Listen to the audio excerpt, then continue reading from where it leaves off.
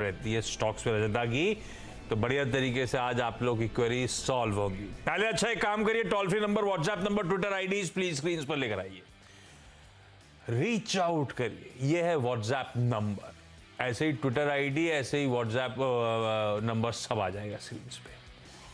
आप लोगों को बस सवाल लिख के भेजना है, हमारी टीम आप लोगों से कांटेक्ट करेगी। कोई दिन डिसाइड होगा जिस दिन आप लोगों को शो में इनवाइट किया जाएगा, और फिर रजदा जैसे मार्केट वेटरन से, मार्केट के दिग्गज लोगों से कोशिश होगी कि आपके सवालों को, की उलझनों को सुलझाया जाए।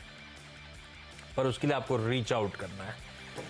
प्रोड्यूसर साहब इसमें इंस्टाग्राम भी प्लीज डाल दीजिए, आजकल क्वेरीज वहां पे भी आ रही हैं, तो इंस्टाग्राम भी ऐड कर दूंगा मैं इसी में, ताकि आप लोग जिस मीडियम में कंफर्टेबल हो उसके थ्रू जुड़े, हमसे रीच आउट करें। अच्छा, कुछ कंपल्शंस हैं, महिलाएं हो सकती हैं शो में। आप में से कई लोग क्वेश्चन जैसी टीज आते हैं, आप लोग अपने सवाल भेजते हो, सॉरी उनमें से ज्यादा लोगों को रिप्लाई नहीं करता हूँ, कुछ कुछ के कर देता हूँ, किसी और शो में अकोमोडेट कर लिया जाए। लेकिन ये शो क्योंकि सास बहू और सेंसेक्स से महिलाओं के लिए स्पेशल रखा है जनरली, तो बाकियों की क्वेरी एंटरटेन नहीं कर पाता। और दूसरा, मैं आप लोगों की क्वेरी सिर्फ भेज के सॉल्व नहीं कर सकता, आप लोगों के शो में इंक्लूड होना पड़ेगा। अभी तक का बेसिक आइडिया ये रखा है कि आप लोग दिखें, आप लोगों से बातचीत हो, आप लोगों की क्वेरी सॉल्व करी जाए।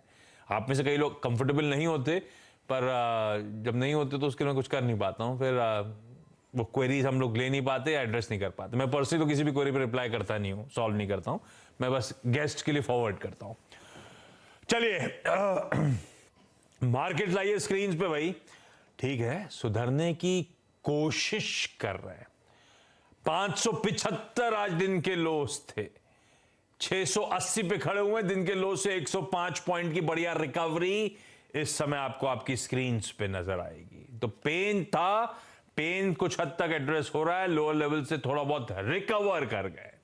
और पेन था क्योंकि हम, बाकी कोई दिक्कत नहीं थी, दुनिया भी ठीक ठाक कामकाज कर रही थी, कंसोलिडेशन टाइप मूव्स थे यूएस में, हमारे लिए संकेत भी बुरे नहीं थे 2 दिनों के जो थे। पर हमारे लिए दिक्कत ये हो गई थी कि हमें बहुत बड़े रिजल्ट्स पे रिएक्ट करना था। किसी एचडीएफसी बैंक, किसी इन्फोसिस के नंबर्स जो आए थे इस एक्सटेंडेड वीकेंड में, उनके नंबर्स पे रिएक्शन था। इन्फी तो एक्सपेक्टेड था कि तगड़े फॉल की तैयारी कर रहा है, क्योंकि इस पर कोई क्वेश्चन नहीं था। अक्रॉस द बोर्ड पेन था इन्फी के नंबर्स पे, बॉडी लैंग्वेज, कमेंट्री सब वीक था। और एडीआर ने हमको हिंट दे दिया था हमें किस चीज से ब्रेस अप करना है। थर्सडे को जब नंबर्स आए थे बाजार बंद होने के बाद, तो एडीआर गिरे हुए थे 9-10%। इवन फ्राइडे को उसके ऊपर 1.5% गिरे हुए थे। तो हम तैयार थे इस तरह के फॉल के लिए। इन्फोसिस से सरप्राइज नहीं, लेकिन इन्फोसिस ने पूरे आईटी पैक को गिरा। बाकी आईटी पैक तो फिर भी थोड़ा सा, कई सारे स्टॉक्स इंडिविजुअली रिकवर कर रहे हैं। इन्फी अभी भी 11% के आसपास के दबाव के साथ ट्रेड कर रहा है। ये आईटी इंडेक्स 6.5% तक दबाव में था, 5.5% अभी भी, लेकिन बहुत तगड़ा कमजोरी के साथ इस समय ये पॉकेट ट्रेड कर रही है, क्योंकि दोनों दिग्गज टीसीएस और इन्फोसिस ने डिसअपॉइंट कर दिया है। तो अब बाकी के आईटी स्टॉक जिनके नंबर्स अवेटेड हैं, उनको लेकर भी कंफ्यूजन बन गया है। ट्रेड ऑफ में टीसीएस लो लेवल से रिकवर कर रहा है, अपने नंबर से ऑलरेडी दिक्कत झेल चुका है। और वीज़ावी इन्फी, टीसीएस ने इस क्वार्टर में फिर भी बेहतर नंबर्स पोस्ट करे। दूसरा, यह बात सच है कि 4 सालों से टीसीएस से इन्फी ईयर ऑन ईयर बेहतर ग्रोथ डिलीवर करके दे रहा है, पर वो अब मार्जिन रिड्यूस हो रहा है। एक ने 15, एक ने 13% की ग्रोथ दी। पर इस 4 सालों में हुआ क्या है, मार्जिन प्रोफाइल एकदम बदल गई है। टीसीएस मार्जिन के फ्रंट में तगड़ा लीड ले चुका है इन्फोसिस से।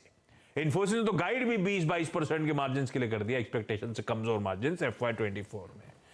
तो इसीलिए शायद ट्रेड ऑफ में टीसीएस अब इंट्राडे में एक रिकवरी दिखाता हुआ नजर आएगा। पर आने से पहले ऐसे ही मैं देख रहा था, इन्फी के 10 साल के जो मीडियन वैल्यूएशंस हैं, उस पे आज का करेक्शन जोड़ दूं, क्योंकि डेटा थर्सडे तक का था, प्रीवियस ट्रेडिंग क्लोज तक का दिखाता है। आज का जोड़ दूंगा तो हम मोटा मोटी उस औसत वैल्यूएशन के करीब इन्फी में आज 10-11% की गिरावट के साथ पहुंच रहे हैं। तो अपने ये एक्सेसेस जो क्रिएट हो गए थे कोविड टाइम्स के, जो तेजी आई थी, मल्टी बैगर जो बने थे, वो एक्सेसेस अब वाइप आउट होकर हम उन वैल्यूएशंस की तरफ बढ़ चले, उन वैल्यूएशन में पहुंच गए हैं कह लीजिए। अच्छा, एक तरफ ये था, एक बार निफ्टी की कंट्रीब्यूशन प्लेट स्क्रीन पर रख दीजिएगा। 150 पॉइंट निफ्टी दबाव में, इन्फी ने मूड बिगाड़ा हुआ है, टीसीएस रिकवर करा लेकिन अभी भी वो हैवीवेट 2-1% नीचे। दूसरा हैवीवेट नंबर था वो एचडीएफसी बैंक। एचडीएफसी बैंक को ऐसे नहीं देखने का, एचडीएफसी बैंक के साथ एचडीएफसी लिमिटेड को देख लीजिए, क्योंकि दोनों मर्ज होने, दोनों इन टैंडम मूव होते हैं। तो दरअसल वो 50-55 पॉइंट का निफ्टी पे दबाव वो आ गया एचडीएफसी ट्विंस की तरफ से। दोनों एचडीएफसी के बैंक के रिजल्ट्स में कोई कंप्लेंट नहीं मुझे, पर यह है कि नंबर्स से पहले बहुत अच्छे मूव्स डिलीवर कर गया था, नंबर्स में कोई पॉजिटिव सरप्राइज नहीं है। जो एक्सपेक्टेड था स्ट्रॉन्ग ग्रोथ वो डिलीवर हुई। क्यू ऑन क्यू थोड़ा सा ठंडा और शायद एक्सपेक्टेड था, तो पोजीशनिंग स्टॉक की ऐसी थी जिसलिए थोड़ा दबाव, अदरवाइज नंबर्स को लेके वहां पे तो कोई कंप्लेंट नहीं, लेकिन दोनों हेवीवेट्स दबाव में, इसीलिए बाजार थोड़ा सा कमजोरी के साथ ट्रेड कर रहा है। एचडीएफसी बैंक के खराब परफॉर्मेंस के बावजूद निफ्टी बैंक इन ग्रीन के शेड्स में ही फ्लैट है।